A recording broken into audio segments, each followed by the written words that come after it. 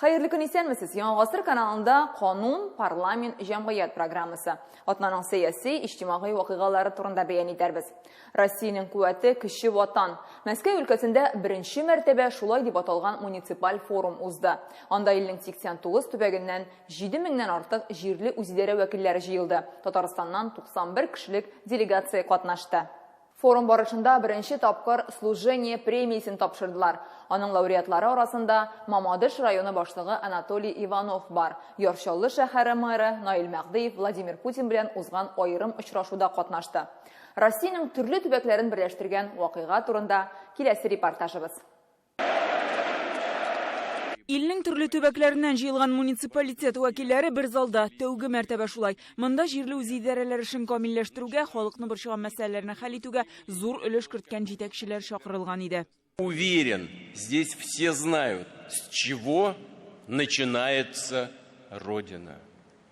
Мы часто говорим, что муниципальная власть ближе всего к людям. Ну, конечно, так оно и есть. От нее напрямую зависит качество повседневной жизни наших граждан. И хочу вновь повторить, именно муниципальный уровень, местное самоуправление определяют образ всей большой нашей страны. Служение премиясе дә президент тәкъдиме белән булдырылган. Ул 10 номинациядә тапшырыла. Ил буйлап 19 мең гариза каралган була. Кеше язмышы ватанның горурлыгы дип аталган махсус номинациядә лауреат булучылар арасында Мамадыш районы башлыгы Анатолий Иванов бар.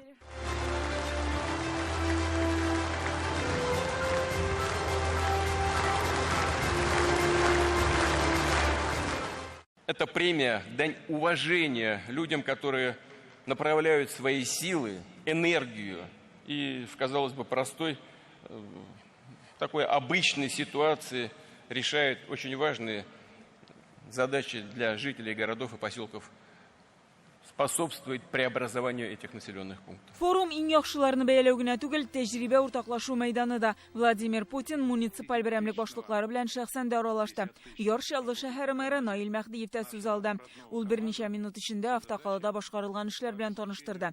Өстенлекле үсеш территориясендә соңгы 8 елда 46 завод ачыла, 33 миллиард сумлык инвестиция җәлеп ителә, 9000 эш урыны булдырылган. Узган ел 700 миллиард сумлык продукция җитештереп сатылган. КАМАЗга КАМАЗ, безусловно, сегодня флагман автомобилестроения нашей страны, наш национальный бренд. Бүген КАМАЗ ил бренды. Сез бу предприятие уңышына зур өлеш керттегез. КАМАЗның 50 мең кешелек коллективы, Яршаллы республика халкы исеменнән зур рәхмәт. Узган ел заводта 42 мең йөк машинасы җыелды. КАМАЗ илнең кораллы көчләрен хәрби техника белән тәэмин итүдә үз бурычын үтәй. Форсаттан файдаланып, Наил Мәгдиев Владимир Путин 2026 елда Яршаллыга шәһәрнең 400 еллыгына чакырды. Шул ук елны беренче йөк автомобиле чыгарылганга ярты гасыр була. Рәхим итегез, бик зур рәхмәт. КАМАЗ очевидный лидер автомобилестроения в России, но он один из лидеров и мирового автопрома, это точно. Да, потом столько раз Париж-Дакар выигрывали, все-таки о чем-то говорит. Не переставая выигрывали. Так что вам большое спасибо за результаты. Они очевидны в Татарстане вообще и в Набережных Челнах.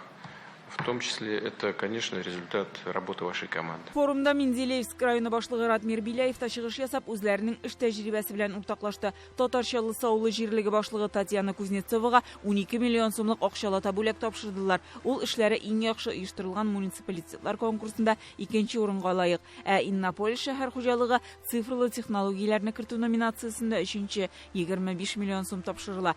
Биектау районы шәһәр төзелеше номинациясендә 3нче, аларга 6 миллион сум берилде. Татарстан муниципалитетлары гомумән 70 миллион сумлык премиягә ия булды. Республика министрлыклары һәм дәүләт комитетларының 2023 ел йомгакларына багышланган коллегия утырышлары башланып китте. Һәрбер өлкәнең үз казанышлары һәм проблемалары бар. Әйтик, хезмәт базарын алсак, монда бүген сәнәгать тармагына 12 мең белгеч кирәк, аеруча Чаллы белән Алабугада. Шул ук вакытта республикада эшсезлек моңарчы булмаган түбән күрсәткечкә төште. Архив эше буенча дәүләт комитетында кайбер предприятиеләрнең архивларга документларны вакытында яисә бөтенләй тапшырмавын әйтәләр. Шул рәвешле үз хезмәткәрләрен кирәкле мәгълүматтан мәхрүм итә һәм законны үтәмиләр. Безнең республика саклана торган документлар саны буенча Идел буе федераль округында 2нче урында тора. Аларны цифрлаштыруда Россия да алдынгы санала. Бу атнада 2023 елга нәтиҗә ясап, министрлыклар һәм аларның хисап җыелышларында яңгыраган фикерләр турында алга таба сөйләрбез. Татарстанда 2023 елда 26 төрдәге инфекция буенча авыручылар саны кискен арткан. Коклюш торучылар 10, кызамык диагнозы куелган кешеләр саны 146 тапкыр күбәя. Бу фактлар турында Роспотребнадзорның Татарстан буенча идарәсенең еллык коллегиясендә җиткерделәр. Күпчелек авыручыларның сәбәбе кешенең пандемиядан соң иммунитеты төшү, санитар таләпләрне үтәмәү һәм прививканы инкар итү. Марина Потяшина үз чыгышында вакцинация күрсәткече түбән булган районнарны атады. Актаныш, Апас, Югарыслан бу эш быел да дәвам итәчәк. Өлкән яшьтә кешеләрдә контактта булсалар, шул әйтик, кызамык авырткан кеше белән кирәк тикшергә, канны бирергә һәм бу канда тикшергә күпме антитеннар. Югары булса яхшы, түбән булса кирәк киңәшләшергә, мөмкин кирәк булыр вакцинаны кадарга. Әмінә саклык чараларын кулланмаганга терлекләрдән авыру юктыручылар булды. 12 бруцеллез очрагы теркәлә. Алар барысы да бу авыру табылган 2 район хуҗалыгында була. Бик начар статистика, әмма республикабызның терлекчелек республикасы һәм терлекләрне инде безнең кешеләр алар белән бик эшлиләр. Бигрәк тә безне куркыткан әйбер башка күрше төбәкләрдән кергән терлек. Менә күбрәк безнең профилактика ясарга кирәк, алып кайткан терлеккә күбрәк тикшерүләр узарга. Узган ел санитар белгечләр азык-төлеккә 81 мең анализ ясаган. Сыйфаты шикле продукциянең яртысы читтән кертелгән була. Әйтик, Төркия грушылары, бурычта, Кытай чәендә пестицидлар табыла. Алар Россия помидорлары һәм чөгендердә дә очрый. Узган ел 47 тонна продукция сатудан алынган. Фальсифицированная молочная продукция. Сыйфатсыз сөт продуктлары да ачыкланды. Аларга сөтнеке булмаган май кушалар. 5 очракта бу продукция республикада теркәлгән булып чыкты. Әмма кайсы предприятиеләрдә җитештерелүен ачыклап булмый. Арча, Бөгелмә, Югарысландагы 3 оешма кара исемлеккә кертелде. Ялган продукция җитештерүне туктату өчен судка гариза бирдек. К сожалению, мы имеем 3 факта. Урман хуҗалыгы министрлыгы коллегиясендә быел җәй корылык булу сәбәпле урманнарда янгын чыгу куркынычы зур иде диләр. Моңа юл куймау өчен 196 көнлек махсус режим кертелә. Ефәк күбәләге 50 мең гектар урманга зыян салды. Әлеге корткыч Нурла, Тәлки, Аксубай, Минзәлә, Спас, Бөгелмә, Лениногорск, Актаныш районнарына һөҗүм итте. Безнең яктан бөтен мероприятиялар ясалды. Рослесхоз каршысында бөтен обоснованиялар без барып полностью защитить аны кайттык. Урманнарны саклау, федераль һәм экология илкүләм проектлар нигезендә урманчыларның техника парклары яңартылган, заманча җиһазлар сатып алынган. Яшь үсентеләр утыртылып 3600 гектар мәйданда урманнар яңартыла. Татарстан урман хуҗалыгында 2500 кеше эшли. Аларның уртача яше 43, кадрларны мәктәп эскәмиясеннән үк әзерлиләр. Республикада 161 мәктәп яны урманчылыгы эшли.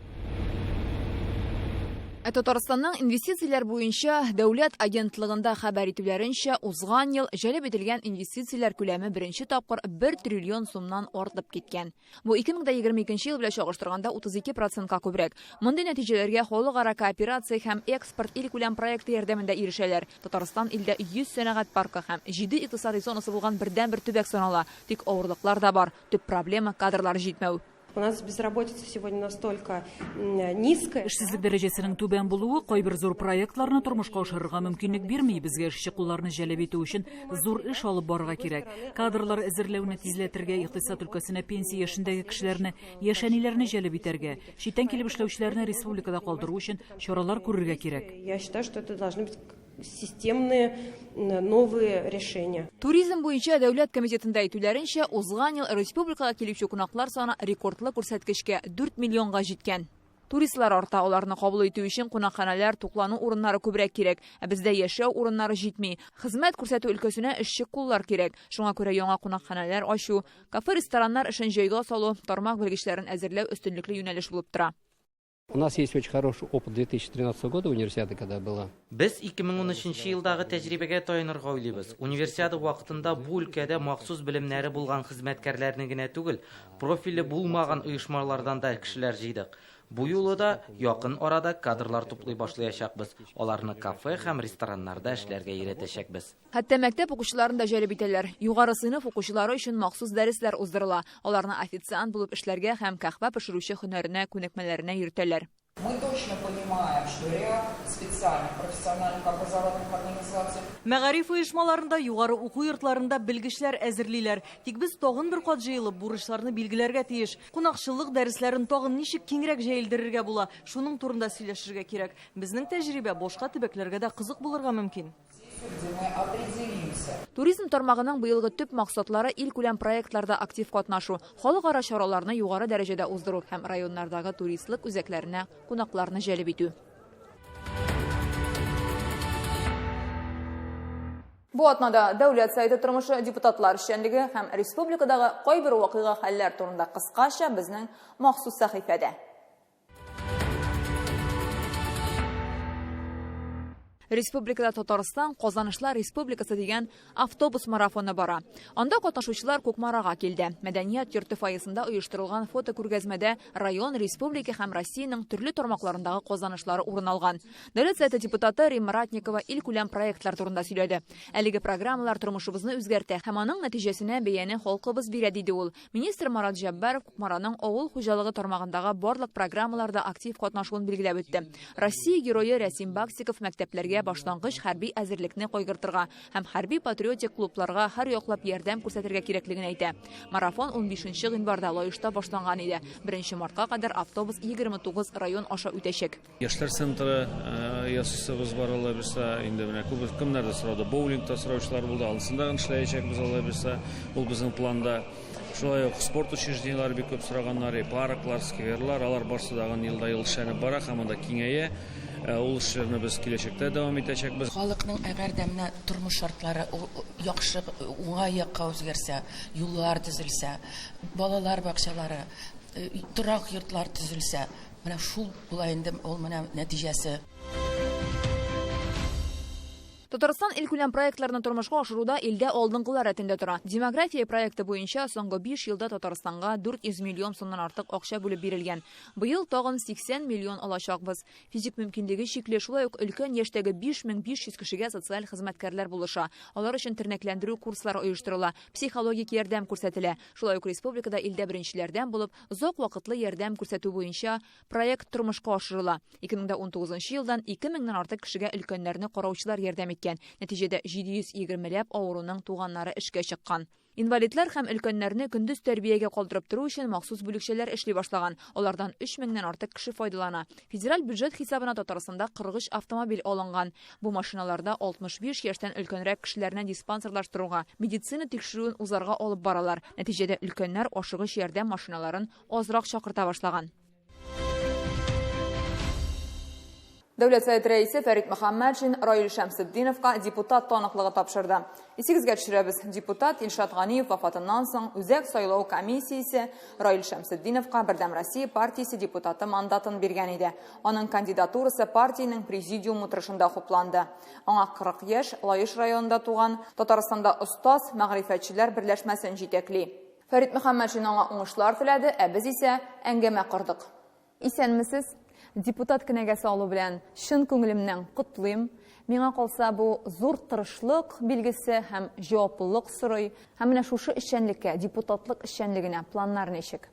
Мин теге күбрәк үзем өчен дә сөймим. Менә безнең Татарстан Республикасының укытучылары өчен, укытучыларның менә без инде күп еллар бергә эшлибез Татарстандагы укытучылар белән. Менә алар өчен күбрәк сөйнәм, чөнки алар да миңа бик күп язалар. Менә инде хәзер безнең дәүләт советында үзебезнең кешебез булды дип, менә шуңа күрә алар белән инде киләчәктә менә бергә эшләргә, тагын да инде укытучылар өчен менә теге кәгазь эшләрен, мәсәлән, укытучы системасы ничектер яхшы якка тагын үзгәртү турында эшләргә мин инде гамәл кылам. Сезнең турда әйтсәк, без беләбез, сез бик актив телевидение тапшыруларында да еш кына катнашасыз, чыгыш ясыйсыз. Шулай ук информатика укытучысы икәнегезне беләбез. Менә депутатлыкка юл кайчан башланды? Мин 13 елда ел укытучысы булдым. Аннары инде 14нче елда Россия күләмендә ел укытучысы булдым. Менә шушы әйберләр миңа булышкандыр дип уйлыйм. Икенчедән инде аннары мин сәясәт үскәсенә кереп китеп, яшьләр сәясәт өлкәсендә эшләргә туры килде. Монда инде студентлар лигасы ашазда уздым мин. Аннары инде менә шушы мәктәптә, күллияттә укытып, анда тәҗрибә тупладым. Аннары сәясәт өлкәсенә кереп киттем. Менә праймериз дип аталган алдан тавыш бирү процедураларында катнаштым. Шунда инде мине ул вакытта Дәүләт Думасы депутаты Фатих Саубанович күреп алды да инде. Әйдә ди, миңа каршы йөрмәде, минем янга килде, үзенең ярдәмчесе итеп алды. Менә аның белән 5 ел эшләгәннән соң инде мин 19нчы елда Дәүләт Советына кандидат булдым. Менә шунда инде катнашып, яхшы гына узганнан соң резервка эләктем. Инде менә хәзер урын бушагач Дәүләт Советында шушы резервта мине алып куйдылар. Шулай ук миңа бик менә хәзер вакытта Дәүләт Думасы депутаты Кәлимуллин Рөстәм Гәләүевич та бик устоз буларак, укытучы буларак, шунда менә 30 ел глава булып эшләгән кеше, ул миңа һәр вакытта да тәҗрибә күрсәтеп тора. Менә шушларның бөтенесендә бергә туплап алсам, менә шулар булышты дип уйлыйм. Быел Татарстанда фән һәм технологияләр елы, мәгариф системасында да цифрлаштыру нисбәтеннән күп кенә проектлар тормышка ашырыла. Әле менә быел ел башыннан яңа электрон дневник гамәлгә керде. Күп кенә әти-әниләрнең аңа карата сораулары бар. Кайсылары хәзердә кереп җитә алмады, чөнки системага керү җае кирәк. Менә бу нисбәттән сез керә алдыгызмы һәм шушы яңа электрон дневникка карата фикерләрегез ничек? Яңа системага кергән вакытта бер вакытта да җиңел булмый. Аның менә башлангыч чорында анда 1-2 атнамы ул, 1 аймы ул, әлбәттә каршы килүчеләр дә була, авыр системалары да була, техник сбойлар да булырга мөмкин. Менә шушыны без хәзерге вакытта күзәттек. Ләкин менә инде 1 атна узды менә бу система кергәнгә, хәзер инде 1 атнадан да артыграк, хәзер ул система җайланды. Мин үземә килгәндә, минем 11 яшьлек малаем бар, 6нчы класста укый. Менә ул миңа 2нче көнне үк шул Моя школа дигән дневник дигән системаны куйганнан соң приложение итеп сразу килеп әйтте, әти шундый җайлы әйбер менә кара ди, бөтен әйбер эшли ди. Шуңа күрә менә госуслуги аша регистрация ясаганда да аның бернинди проблемасы булмады. Ләкин башка әти-әниләр миңа шалтырып сораганнары булды. Без ди 2 сәгать регистрация уздык дип, авыр булды дип. Шуңа күрә инде минемчә монда әзрәк әти-әниләргә түзергә кирәктер дип уйлыйм. Бу система менә 1-2 атнадан җайга салынып, инде әти-әниләргә тагын да җайлырак булыр. Менә бу системаның шулай ук бер үзенчәлекле ягы бар. Бу күбрәк ярдәм әти-әниләргә дә түгел, балаларга да түгел, укытучыларга, мәктәп системасына. Анда шулай ук Моя школа журнал дигән приложение кертелде. Анда инде менә укытучылар өчен чыннан да бик җайлы. Татарстан дәүләт сайтында 100 депутат бар. Алар арасында активлары һәм шулай ук бик актив булмаганнары бар. Бу турыда Фәрит Хәйруллович та һәр даим әйтеп килә. Менә сез үз чиратында актив булырга уйлыйсызмы? Мин ни өчен актив буласым килә, чөнки мин әле яшь кеше, минем алга таба да үсәсем килә, һәм инде үземнең эшләрем белән алга таба да укытучыларга, әти-әниләргә, мәктәп системасына ярдәмче буласым килә. Шуңа күрә дә инде мин, Алла бирсә, миңа мөмкинлек бирсәләр, актив булырга дип уйлыйм, һәм инде менә бу активлыкны үземнең менә шушы законопроект кысаларында, укытучыларга ярдәм итү кысаларында, ниндидер яңа системалар уйлап табу кысаларында мин ярдәмче булырмын дип уйлыйм. Әңгәмәгез өчен бик зур рәхмәт, уңышлар телибез. Дәүләт Советы рәисе Фәрит Мөхәммәтшин бу атнада Татарстан журналистларын Россия матбугаты көне белән котлады. Ул 13 гыйнварда билгеләп үтелә. Шушы көнне Россиядә беренче басма газета «Ведомости» чыга башлаган. 321 ел үткән. Шул вакыттан алып журналистика үсеш, үзгәреш кичерә. Нинди генә чор булуга карамастан, матбугатның төп максаты дөрес мәгълүмат җиткерү. Журналистларга куелган төп таләп гуманлы булу диделәр очрашуда. Гаилә елы булганлыктан тантана Казан гаилә үзәгендә узды. Фәрит Мөхәммәтшинга бәйрәм уңаеннан оештырылган күргәзмәне күрсәтәләр. Монда Татарстанда басылып чыккан борынгы газет-журналларның төп нөсхәләре урын алган. Алар архивта саклана. Очрашуда республика телеканаллары җитәкчеләре, мөхәррирләр, матбугат хезмәткәрләре, хәбәрчеләр катнашты. Фәрит Мөхәммәтшин журналистиканың мөһим ролен ассызыклады. Органы государственной и муниципальной власти без средств массовой информации не могут вести ни большую, ни малую политику. Вы первые, кто получаете информацию из уст Раиса Республики Татарстан. Вы ее доносите до читателей, до слушателей. Я на самом деле понимаю вашу ответственность и понимаю вашу огромную работу. Узган ел вакыйгаларга бай булды ди Татмедиа Республика агентлыгы җитәкчесе Айдар Сәлимгәрәев. Быел тагын да җитдирәк дөнья күләм чаралар көтелә. Год также будет таким же успешным и интересным. Быел каләмияләр өчен тагын да кызыклы һәм уңышлы булыр дип өметләнәм. Киләчәк уеннары турниры башлана, сайлаулар көтелә, БРИКС саммиты үтәчәк. Эштә генә түгел, шәхси тормышыгызда да якты вакыйгалар күп булсын. Россиядә быел гаилә елы. Бүгенге матбугат очрашуының Казан гаилә үзәгендә узуы да шуңа бәйле. Никахлашу залында журналистлар династияләрен һәм озак еллар иҗат итүчеләрне бүләкләделәр. Яңа гасыр каналында журналистлар династияләре шактый, шундыйларның берсе Кыямовлар. Уллары да әти-әни юлын сайлый. Гаиләдә бала яшьтән нәрсә күрә, шуны сеңдерә, шул тирәдә яши, шуның белән гомер итә. Менә безнең балаларда шулай булды кебек инде. Әниләре журналист, мин журналист, эштән кайтабыз, һай-вай килеп тикшеренәбез, сөйләшәбез, фикерләшәбез, уртаклашабыз, алар шунда кайнап үстеләр. Шуңа күрә минем уйлавымча бу бик табигый булды аларның шушы юлны сайлаулары. Журналист һөнәре ул гади генә караганда бик җиңел кебек. Кеше арасында йөрисең, гел яңа кешеләр белән танышасың. Әмма ләкин журналистика һөнәрендә менә һәрбер язма ул төннәр йокланмыйча язылган язмалар. Һәрбер кеше белән сөйләшергә кирәк, психолог булырга кирәк. Үзеңдә берничә һөнәрне үзләштерергә кирәк. Шуннан соң гына ул чын журналист буласың. Шуңа күрә ул бик катлаулы хезмәт. Журналистның һөнәре ул бик мөһим, чөнки укытучы балалар тәрбияләсә, журналист ул җәмгыятьне тәрбияли.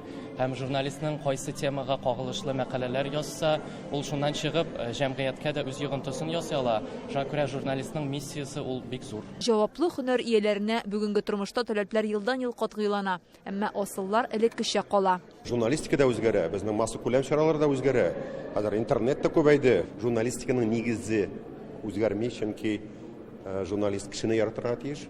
Монсы беренче, кешегә хезмәт итәргә тиеш. Монсы икенчесе, өченчене кешене яратып, кешене хезмәт итеп, үзенең эшен профессиональ рәвештә эшләргә тиеш. Чөнки профессиональ булган эш хәзер кешегә бик кирәк. Профессиональ информация, яшәргә, тормышны корырга, киләчәккә барырга. Сез үзегез соллы мәкаләләрегез аша безгә халыктан мәгълүмат җиткереп торасыз. Үткен текстларыгыз булган мәсьәләләргә тәнкыйть аша карарга мөмкинлек бирә. Иң мөһиме халык белән бергә булу. Республикада татулыкны саклау диде Фәрит Мөхәммәтшин. Яршаллыдан КАМАЗ оешмасында эшләүче Гайфуллин Сафиннар династиясе Татарстанны Мәскәүдә тәкъдим итә. Алар гаилә елы уңаеннан оештырылучы Якыннар, яратканнар дип аталган Бөтен Россия форумында катнаша.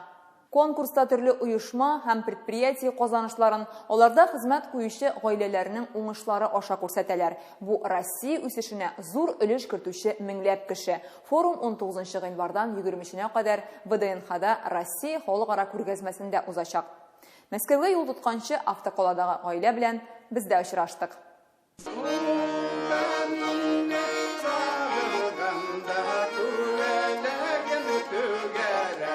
Гайфуллин Сафиннар гаиләсе Мәскәүдә чыгыш ясаячак иҗади номерларын кабатлый. Аларның бер туганнары гармунчы, чыгышларына аның җитәкчелегендә әзерләнәләр. Гармунга өйрәндем, беләккә чактан ук. Нотасы үзем генә өйрәндем. Татар көйләрен. Гайфуллин Сафиннар нәселенең гомуми эш стажы 279 ел, династияның хезмәт тарихы 1981 елдан санала. Гаилә башлыгы Рәүдәт Сафин шул вакытта КАМАЗга эшкә килгән. Аның хатыны Сәгыйдә ханым да 25 елдан артык шушы оешманың ремонт инструменталь заводында хезмәт куя. Безнең гаилә зур, 4 энегебез бар. Камилә, Зәлия, Самат, Айрат. Алар да бик тату. Biz nindi saman tuyllarda, nindi oyunlar var, kaydan parklarda yürüyüz. Tabiatка чыгабыз, балалар безнең белән бакчада безгә булышалар. Әлеге зур һәм күпләргә үрнәк гаиләнең һәр әгъзасы диярлек КАМАЗда хезмәт куя. Мине принимать иттеләр фрезеровщиком первого разряда. Но без укыдык инде. Аннан второй разряд бирделәр. Анда 1979-га чаклы цех изготовления штампы эшләдем. Гайфуллин Сафиннар Мәскәүдәге конкурста гаиләләрендәге күркәм гадәтләрне, йолаларны ил күләмендә танытачаклар. Бу идея белән беренче булып Гөлнара Гайфуллина янып йөри башлый. Одним словом, мы дружные. Бер сүз белән әйткәндә, без бик дус, тату гаилә, шигарыбыз бер, һәр вакыт алга барырга. Шуңа күрә конкурста да җиңеп, беренчелекне яулап кайтырбыз дип уйлыйм. Алга. У нас все получится. Якыннар яратканнар фестивале 19 гыйнвардан 20-шенә кадәр Россия халыкара күргәзмә форумында уза. Татарстанның данлыклы династиясе анда үзләренең чәк-чәк пешерү сере белән дә уртаклашачак. Бүгенгә менә шушылар, игътибарыгыз өчен зур рәхмәт. Кануннарны белегез, парламент тормышын күзәтегез. Сау-сәламәт булыгыз.